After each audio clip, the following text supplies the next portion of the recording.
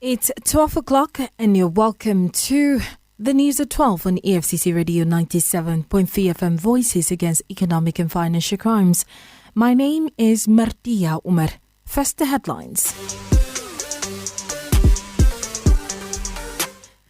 President Tinubu hails Nigerian women pledges. Pacifying the women folk, the president echoed that their strength is the fuel that propels Nigeria's future. Still on stories revolving around women, advocacy officer and in-house lawyer Tabitha Empowerment Center, Barrister Gladys Emmanuel is lending a voice on issues bordering on women's rights.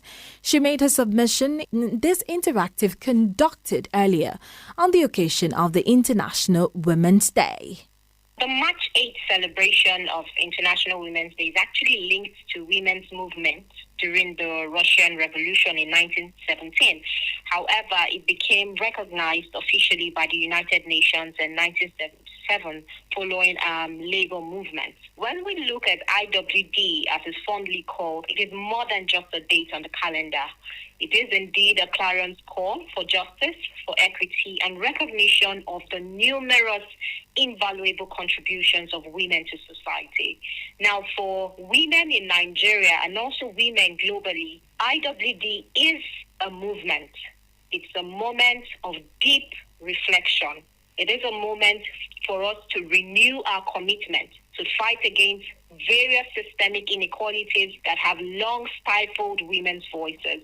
It's a day for us to celebrate the resilience of women in the face of deeply entrenched patriarchal structures. It is a day to honor women who have shattered glass ceilings, and despite the numerous barriers that continue to confront them. It's also a day for us to amplify the cries of those whose rights have been trampled or continue to be trampled upon. Now, at a time in our country, Nigeria, where women continue to face whether it's gender-based violence or economic exclusion or political marginalization, International Women's Day is a stark reminder of how much work needs to be done. Looking at Nigerian society now, how can issues arising from social cultural background to gender gap be addressed? It's very important for us to note that Nigeria's gender gap is actually deeply rooted in social-cultural norms. Now, these norms for generations have placed women or attempted to place women in secondary position or second-class position,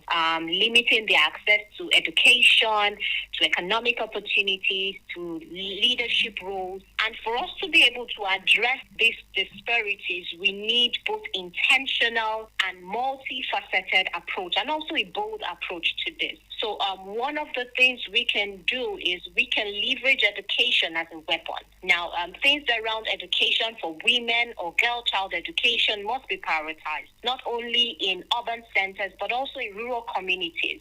So places where we have things around early marriage or forced marriage and cultural restrictions that continue to truncate the dreams of young women and girls. Then also government policies must enforce free and compulsory education for girls at least up to secondary level, with strict penalties for those who deny them this right.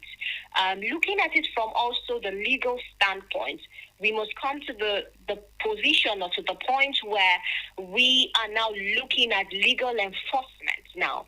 Laws protecting women's rights, such as the Violence Against Persons Prohibition Act or Prohibition Law and the Child Rights Act, must be enforced across all states.